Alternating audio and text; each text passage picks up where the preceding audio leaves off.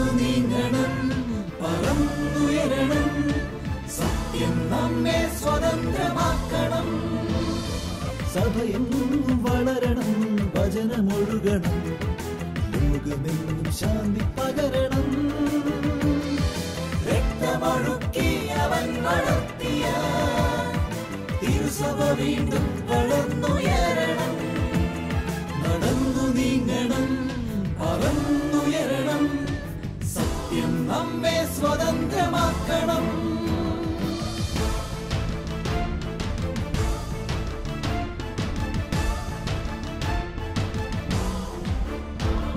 നടന്നു നീങ്ങണം, ഏറ്റെടുക്കണം നിറമണിഞ്ഞ ഈ കാലടിപ്പാടുകൾ. പറന്നുയരണം, വിജയിയാകണം, രക്തസാക്ഷിത്വം വഹിക്കണം. രക്തമൊഴുക്കി അവൻ വളർത്തിയ തിരുസഭ വീണ്ടും വളർന്നുയരണം. രക്തമൊഴുക്കി അവൻ വളർത്തിയ തിരുസഭ വീണ്ടും വളർന്നുയരണം. തിരുസഭ വീണ്ടും വളർന്നുയരണം.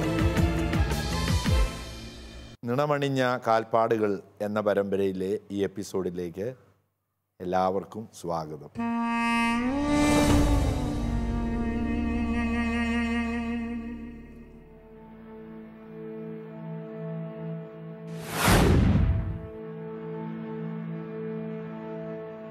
ആരെങ്കിലും എൻ്റെ പിന്നാലെ വരുവാൻ ആഗ്രഹിക്കുന്നുവെങ്കിൽ സ്വയം പരിത്യജിച്ച് കുരിശുമെടുത്ത് എൻ്റെ പിന്നാലെ വരട്ടെ എന്ന ഈശോയുടെ ആഹ്വാനം ശ്രവിച്ച് ഈശോയുടെ ജീവിത മാതൃക പിഞ്ചെന്നുകൊണ്ട് ജീവിച്ച വ്യക്തികളാണ് രക്തസാക്ഷികൾ. രക്തസാക്ഷികളുടെ ചുടുനിണം സഭയ്ക്ക് എന്നും ശക്തി നൽകിയിട്ടുണ്ട്, കരുത്ത് നൽകിയിട്ടുണ്ട്. സഭയിൽ എല്ലാ കാലത്തും പീഡനങ്ങൾ ഉണ്ടായിട്ടുണ്ട്.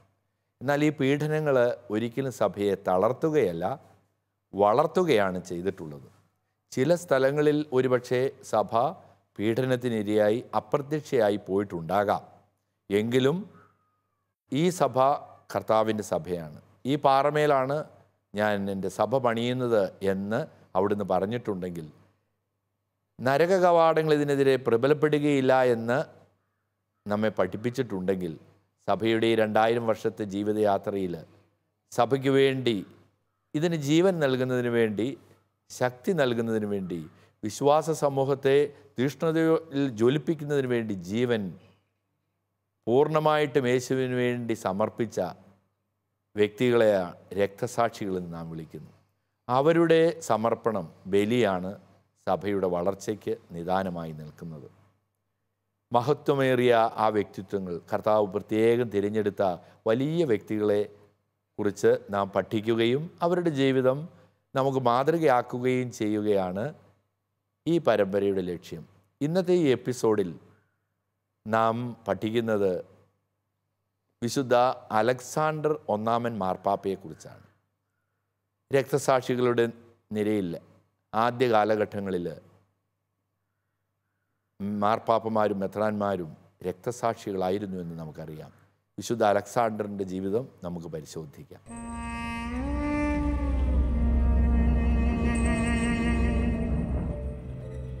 സാർവദേശീയ ക്രിസ്തീയ സഭയുടെ ഭരണസിരാകേന്ദ്രമായ റോമാ സാമ്രാജ്യത്തിലെ 7 മലകളാൽ ചുറ്റപ്പെട്ട നഗരമായ കപ്യൂട്ടെവരി എന്ന സ്ഥലത്താണ് വിശുദ്ധ അലക്സാണ്ടർ പാപ്പ ജനിക്കുന്നത്.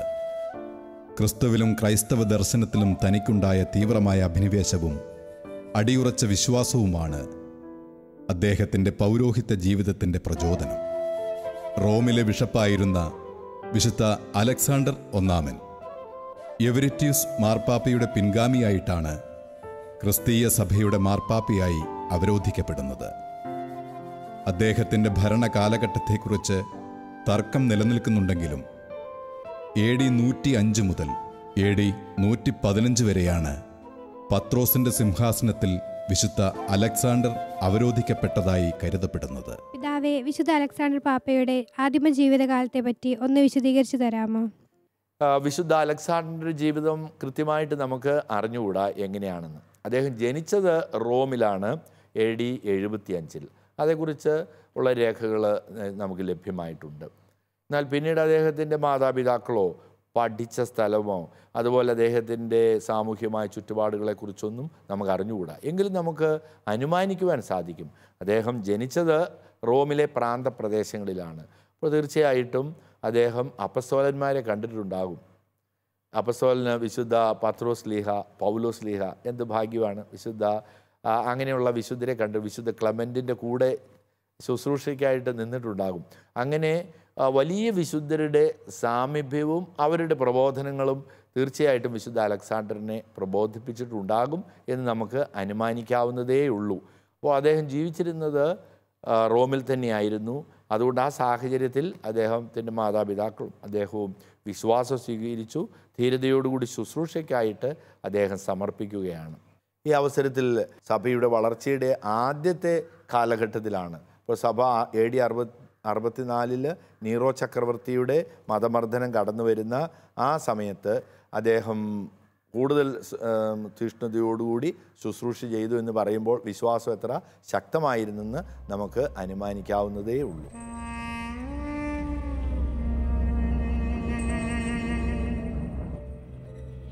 റോമൻ സഭയുടെ ആരാധനാക്രമത്തിൻ്റെയും ഭരണക്രമത്തിൻ്റെയും രൂപീകരണത്തിനും വളർച്ചയ്ക്കും വിശുദ്ധൻ നൽകിയ സംഭാവനകൾ നിരവധിയാണ്. ഹാനാൻ വെള്ളം തിരുക്കർമ്മങ്ങളിൽ ഉപയോഗിക്കുന്ന അനുഷ്ഠാനം മുതൽ വിശുദ്ധ കുർബാനയിൽ അന്ത്യത്താഴത്തിൻ്റെ വിവരണം കൂട്ടിച്ചേർത്തതും വിശുദ്ധൻ്റെ നിർദ്ദേശപ്രകാരമാണെന്ന് കരുതപ്പെടുന്നു. പിതാവേ, സഭയുടെ വളർച്ചയിൽ നിർണായക പങ്ക് വഹിച്ച കാലഘട്ടമാണ് അലക്സാണ്ടർ പാപ്പയുടെ കാലഘട്ടം. വിശ്വാസപരമായ കാര്യങ്ങളിൽ പാപ്പയുടെ സംഭാവനകൾ എന്തൊക്കെയായിരുന്നു? സഭയുടെ ആദ്യ കാലഘട്ടം തീർച്ചയായിട്ടും ഒരു അടിത്തറയിടുന്ന കാലഘട്ടമാണല്ലോ. 103 മുതൽ AD 103 മുതൽ 113 വരെയായിരുന്നു അദ്ദേഹം ശുശ്രൂഷ ചെയ്ത 10 വർഷം മാർപ്പാപ്പയായിട്ട് ശുശ്രൂഷ ചെയ്തത്.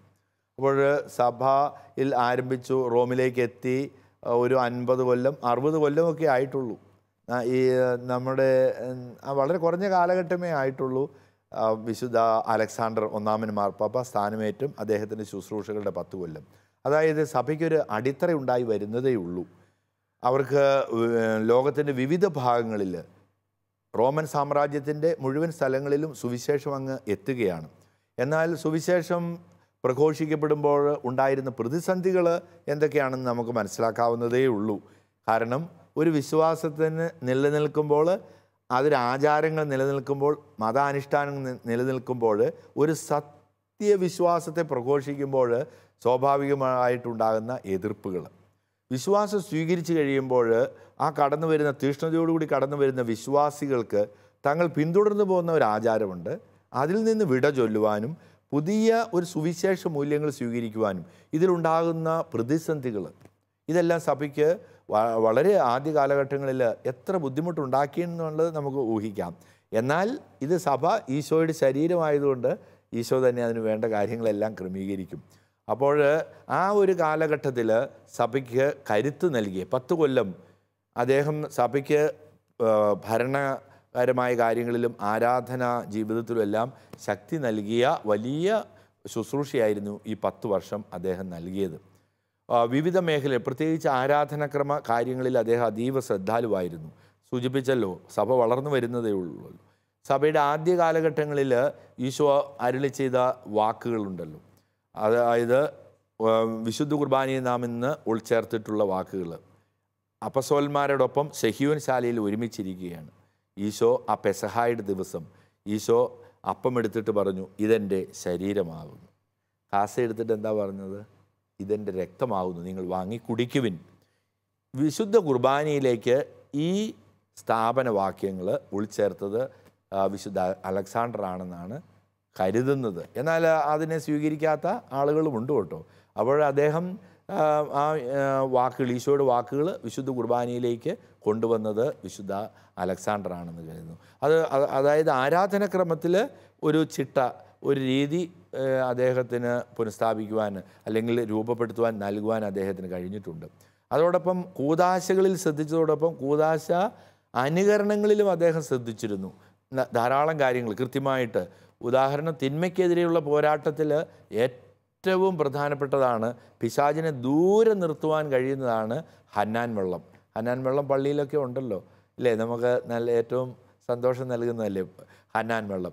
ഈ ഹന്നാൻ വെള്ളം ആരംഭിച്ചത് അത് വിശുദ്ധ ജലം തളിക്കുമ്പോൾ തിന്മകളുടെ ശക്തികൾ ഏറ്റവും ദൂരെ പോകുമെന്ന് ഈ ഒരു കൂദാശ അനുകരണത്തിലുള്ള ഇക്കാര്യങ്ങൾ ആരംഭിച്ചത് വിശുദ്ധ അലക്സാണ്ടർ ആണെന്നും കരുതുന്നു. എന്നാൽ ഇതിനെതിരെ പറയുന്ന ആളുകളുമുണ്ട്. വിശുദ്ധ അമ്മ ത്രേസ്യയെ നമുക്ക് പരിചയമുണ്ട്. അമ്മ ത്രേസ്യ പറയുകയാണ്, ഹന്നാൻ വെള്ളം വീട്ടിലുണ്ടോ അവിടെ പിശാച് വരികയില്ലെന്ന്.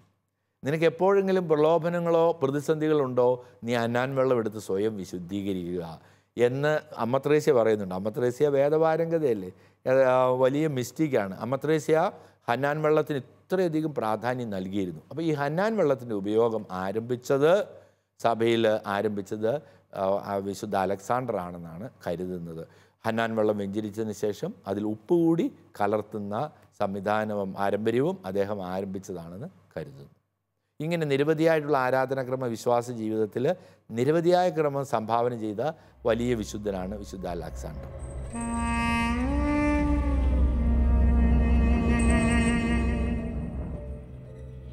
വിശുദ്ധിയോടും തീഷ്ണതയോടും കൂടി സഭയെ നയിച്ച വിശുദ്ധ അലക്സാണ്ടർ ഒന്നാമൻ പാപ്പ അന്നത്തെ റോമൻ ഗവർണറായിരുന്ന ഹെർമസിനെയും അദ്ദേഹത്തിൻ്റെ ബന്ധുക്കളും ദാസരുമടങ്ങുന്ന 1500ഓളം പേരെയും ക്രിസ്തുമത വിശ്വാസത്തിലേക്ക് പരിവർത്തനം ചെയ്യിക്കപ്പെടുകയുണ്ടായി. ക്രൈസ്തവർക്കെതിരെ മർദ്ദനം തുടർന്നുകൊണ്ടിരുന്ന സാഹചര്യത്തിലും സഭാ ആഭിമുഖ്യവും ക്രൈസ്തവ വിശ്വാസവും അജഗണങ്ങളുടെ ജീവചര്യയാക്കുന്നതിൽ വിശുദ്ധൻ നിർണായക പങ്കാണ് നിർവഹിച്ചത്. വിശുദ്ധ അലക്സാണ്ടർ ഒന്നാമൻ്റെ പൗരോഹിത്യ ജീവിതത്തിൽ ആകൃഷ്ടരായി സ്വമേധയാ ക്രിസ്തു സാക്ഷികളാകുവാൻ വന്നവരിൽ പ്രമുഖരായിരുന്നു നേവൂസിലെ വിശുദ്ധനായ ക്യൂരിനിയോസും മകൾ ബാൽബിനിയും. പിതാവേ, ഒട്ടേറെ പേർ ക്രൈസ്തവ വിശ്വാസം സ്വീകരിച്ചുകൊണ്ടിരുന്ന ഒരു കാലഘട്ടമായിരുന്നല്ലോ വിശുദ്ധ അലക്സാണ്ടർ പാപ്പയുടേത്. അദ്ദേഹത്തിൻ്റെ പ്രേക്ഷിത പ്രവർത്തനങ്ങളെക്കുറിച്ച് ഒന്ന് വിശദീകരിക്കാമോ? വിശുദ്ധ അലക്സാണ്ടറിൻ്റെ ശുശ്രൂഷ, വലിയ മുക്കുവൻ എന്ന ശുശ്രൂഷ ഹ്രസ്വമായ കാലം 10 വർഷമേ ഉള്ളൂ. പക്ഷേ ഈ 10 വർഷത്തെ കാലഘട്ടത്തിൽ വലിയ കാര്യങ്ങൾ ചെയ്യുവാൻ അദ്ദേഹത്തിന് സാധിച്ചു. ഏറെ പ്രത്യേകിച്ച് മാനസാന്തരങ്ങൾ, ധാരാളം ആളുകളെ അദ്ദേഹത്തിന് സഭയിലേക്ക് കൊണ്ടുവരാൻ കഴിഞ്ഞു. ദൈവത്തിൻ്റെ അത്ഭുതകരമായ പ്രവർത്തനങ്ങൾ നിരീക്ഷിക്കുവാനും വിശ്വാസത്തിൽ ശക്തിപ്പെടുവാനും നമുക്ക് കഴിയണം. അതായത് അദ്ദേഹം ജീവിച്ചിരുന്നത് ട്രാജൻ ചക്രവർത്തിയും അതുപോലെ തന്നെ ചക്രവർത്തിമാരുടെ ശക്തമായ മതമർദ്ദനത്തിൻ്റെ കാലഘട്ടത്തിലാണ്. ഒരാൾ വിശ്വാസം സ്വീകരിച്ചെന്നറിഞ്ഞാൽ ഗളച്ഛേദം ചെയ്യപ്പെടുകയാണ്. മൃഗങ്ങൾക്ക് ആംഫി തിയേറ്ററിലേക്ക് എറിഞ്ഞു കൊടുക്കപ്പെടുകയാണ് ചെയ്യുന്നത്. വഴിയോരങ്ങളിൽ പന്തങ്ങളായിട്ട് വിളക്കുകാലുകളിലെ അതിന് പകരം ഇവരെ കെട്ടി നിർത്തിയിട്ട് തുണി ചുറ്റിയ ശേഷം അതിന് മുകളിൽ ഓയിൽ ഒഴിച്ചിട്ട് കത്തിക്കും. അപ്പോൾ കത്തി നിൽക്കുമല്ലോ, 2-3 മണിക്കൂറുകൾ കത്തി നിൽക്കും. അപ്പോൾ ആളുകൾക്ക് വെളിച്ചം കാണാമല്ലോ. നമ്മുടെ പിതാമഹന്മാർ എന്ത് വലിയ ത്യാഗം സഹിച്ചു എന്ന് വിശ്വാസത്തിന് വേണ്ടി. അങ്ങനെ ചെയ്യുമെന്ന് ഉറപ്പുണ്ട്. അങ്ങനെ ഉറപ്പുള്ളപ്പോൾ അവിടെയാണ് യേശുവിനെ ധീരതയോടുകൂടി വിശുദ്ധ അലക്സാണ്ടർ മാർപ്പാപ്പ പ്രഘോഷിക്കുന്നത്. അദ്ദേഹം റോമിലെ ഗവർണറെയും അദ്ദേഹത്തിൻ്റെ കൂടെയുള്ള അനുയായികളെയും ഒരേ അവസരത്തിൽ 1500 പേരെ സഭയിലേക്ക് സ്വീകരിച്ചു. വിശ്വാസം സ്വീകരിക്കുവാൻ വേണ്ടി അദ്ദേഹത്തിന് സാധിച്ചു എന്ന് ചരിത്രത്തിൽ തന്നെ കൃത്യമായിട്ട് രേഖപ്പെടുത്തിയിട്ടുണ്ട്. അപ്പോൾ റോമിൻ്റെ ഏറ്റവും കേന്ദ്രത്തിൽ ചക്രവർത്തിയുടെ മൂക്കിന് താഴെ അദ്ദേഹത്തിനോട് ചേർന്ന് പ്രവർത്തിക്കുന്ന ഗവർണർ ഉൾപ്പെടെയുള്ള ആളുകളെ 1500 പേരെ, അതിൽ തന്നെ ധാരാളം വിശുദ്ധരും ഉണ്ടായി. ഈ 1500 പേരിൽ പിന്നീട് വിശുദ്ധരായിട്ടുള്ള ആളുകളും ഉണ്ടായി. അവരെല്ലാം മാനസാന്തരപ്പെടുത്തുവാനും പ്രേക്ഷിത പ്രവർത്തനത്തിലൂടെ സഭയിലേക്ക് സ്വീകരിക്കുവാനും അദ്ദേഹത്തിന് സാധിച്ചു എന്നുള്ളത് എത്രയോ മനോഹരമായ ദൈവത്തിൻ്റെ വഴികളാണ് നമുക്ക് ദർശിക്കുവാൻ സാധിക്കുന്നത്.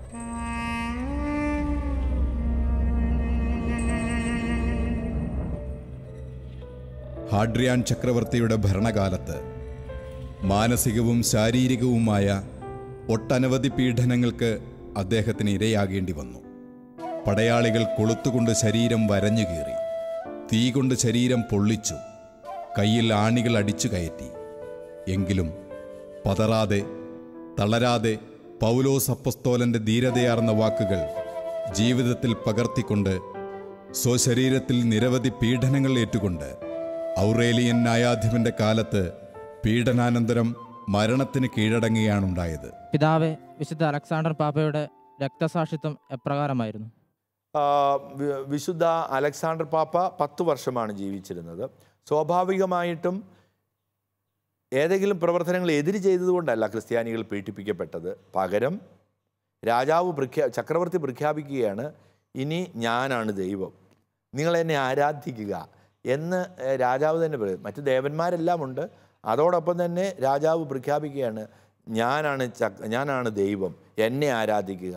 അതുകൊണ്ട് സ്വന്തമായിട്ടുള്ള അമ്പലങ്ങൾ അവർ പണിയും, ദേവാലയങ്ങൾ അവർ പണിയും, അവരുടേതായിട്ടുള്ള പ്രതിഷ്ഠകൾ അവരുണ്ടാക്കും. ആ പ്രതിഷ്ഠയ്ക്ക് മുൻപിൽ ധൂപം അർപ്പിക്കണം, ബലി അർപ്പിക്കണം.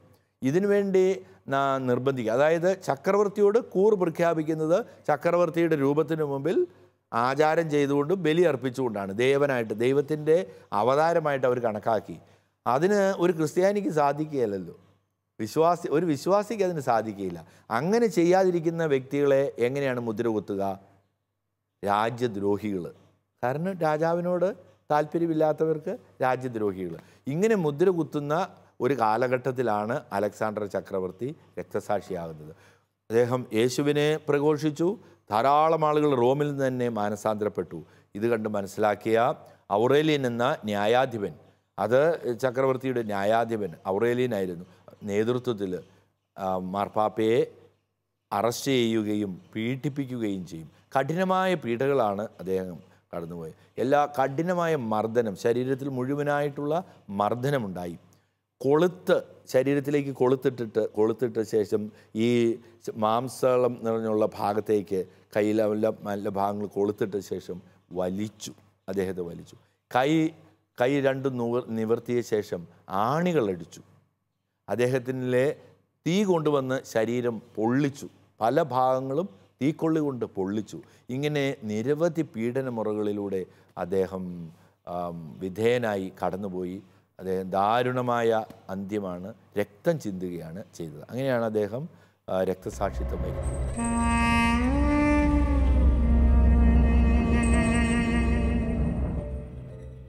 പിതാവേ, വിശുദ്ധ അലക്സാണ്ടർ പാപ്പയുടെ തിരുശേഷിപ്പ് എവിടെയാണുള്ളതെന്ന് പറഞ്ഞു തരാമോ? സ്വാഭാവികമായിട്ടും ആ കാലഘട്ടത്തിൽ വിശുദ്ധരെ സംസ്കരിക്കുവാൻ പോലും അനുവദിച്ചിരുന്നില്ല. അവർക്ക് ദേവാലയങ്ങൾ വിശുദ്ധ ബലി അർപ്പിക്കുന്നത് ഭൂമിയുടെ അടിയിലുള്ള സ്ഥലങ്ങളിലായിരുന്നു. അപ്പോൾ ആളുകളെ സംസ്കരിക്കുവാനുള്ള അനുവാദം ഉണ്ടായിരുന്നില്ല.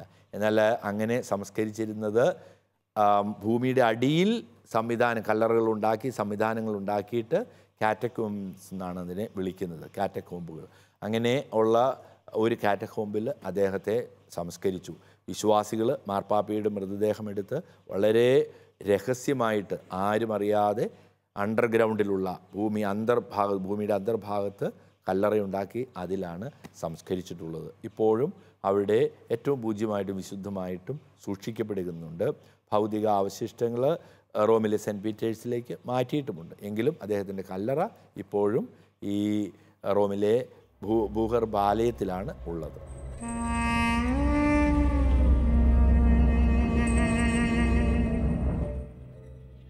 വിശ്വാസത്തെ പ്രതി ജീവൻ ഹോമിച്ച് ധീര രക്തസാക്ഷിത്വത്തിന് വിധിക്കപ്പെടുമ്പോഴും ക്രിസ്തുവിൻ്റെ മാതൃകയെയും ദർശനങ്ങളെയും ജീവിതത്തോട് ചേർത്ത് പിടിച്ച് വിശ്വാസമാർഗത്തിൻ്റെ വ്യതിചലിക്കാത്ത പുതിയ അധ്യായമായി മാറുകയാണ് വിശുദ്ധ അലക്സാണ്ടർ ഒന്നാമൻ പാപ്പ. ഒരു കരത്താൽ അജഗണങ്ങളെ സംരക്ഷിക്കുകയും മറ്റൊരു കരത്താൽ അവിശ്വാസത്തിൻ്റെ തിന്മശക്തികളെ ജീവൻ നൽകി നേരിടുകയും ചെയ്തുകൊണ്ട് സഭയുടെയും വിശ്വാസത്തിൻ്റെയും മാണിക്കല്ലായി മാറുകയാണ് വിശുദ്ധ അലക്സാണ്ടർ ഒന്നാമൻ പാപ്പ. വിശുദ്ധരുടെ ജീവിതം, ഏറെ പ്രത്യേകിച്ച് രക്തസാക്ഷികളുടെ ജീവിതം നമുക്ക് കരുത്ത് നൽകുന്നതാണ്.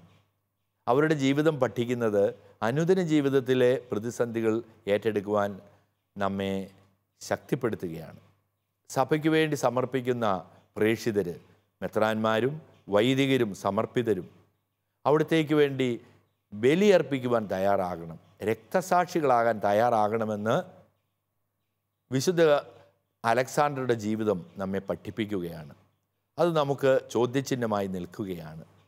ഈ കാലഘട്ടത്തിൽ ഒരുപക്ഷെ രക്തം ചിന്തുന്നില്ലെങ്കിൽ പോലും തങ്ങളുടെ സമർപ്പണത്തിലൂടെ ഒരു ബലിയാകുവാൻ ഓരോ പ്രേക്ഷിതരെയും ദൈവം പ്രത്യേകമായി ക്ഷണിക്കുകയാണ്. അതിനുള്ള ധീരതയും ശക്തിയും ആത്മനിയന്ത്രണവും ആത്മീയതയും ഓരോ സമർപ്പിതനും പ്രേക്ഷിതർക്കും വൈദികർക്കും ഉണ്ടായേ മതിയാകൂ എന്ന് വിശുദ്ധ അലക്സാണ്ടറിൻ്റെ ജീവിതം നമ്മെ ഓർമ്മിപ്പിക്കുന്നു, നമ്മെ പഠിപ്പിക്കുന്നു. നമുക്ക് പ്രാർത്ഥിക്കാം വിശുദ്ധ അലക്സാണ്ടറിനോട്. വിശുദ്ധനെ പോലെ ധീരതയോടുകൂടി പ്രതിസന്ധികളെ നേരിടാൻ, വിശ്വാസത്തിന് വേണ്ടി രക്തം ചിന്താൻ, സമർപ്പിക്കുവാൻ കൃപ നൽകണമേ എന്ന് നമുക്ക് പ്രാർത്ഥിക്കാം. വിശുദ്ധരുടെ ജീവിതം, രക്തസാക്ഷികളുടെ, ഏറെ പ്രത്യേകിച്ച് മാർപ്പാപ്പമാരുടെയും മെത്രാന്മാരുടെ ജീവിതം വൈദികർക്കും പ്രേക്ഷിത പ്രവർത്തനത്തിൽ സജീവമായി പങ്കുചേർന്നവർക്കും ഒരു മാതൃകയാകട്ടെ. നമുക്ക് പ്രാർത്ഥിക്കാം നമ്മുടെ വൈദികർക്ക് വേണ്ടി, നമ്മുടെ പ്രേക്ഷിതർക്ക് വേണ്ടി, സമർപ്പിതർക്ക് വേണ്ടി പ്രതിസന്ധികൾ ധീരതയോടെ ഏറ്റെടുക്കുവാനുള്ള കരുത്ത് നൽകണമേ എന്ന്, അതിനുള്ള കൃപ അവർക്ക് നൽകണമേ എന്ന് പ്രാർത്ഥിക്കുവാനുള്ള ഉത്തരവാദിത്വം നമുക്കെല്ലാവർക്കും ഉണ്ട്. ഒരുമിച്ച് നിന്ന് പ്രാർത്ഥിക്കാം. വിശുദ്ധൻ്റെ മാധ്യസ്ഥ്യം നമുക്ക് അപേക്ഷിക്കാം. ഈ സഭ കർത്താവിൻ്റേതാണ്. അവിടുന്ന് നമ്മെ എന്നും കാത്തുകൊള്ളും, പരിപാലിച്ചുകൊള്ളും. ആ വലിയ ആശ്രയബോധം നമുക്കുണ്ടാകട്ടെ.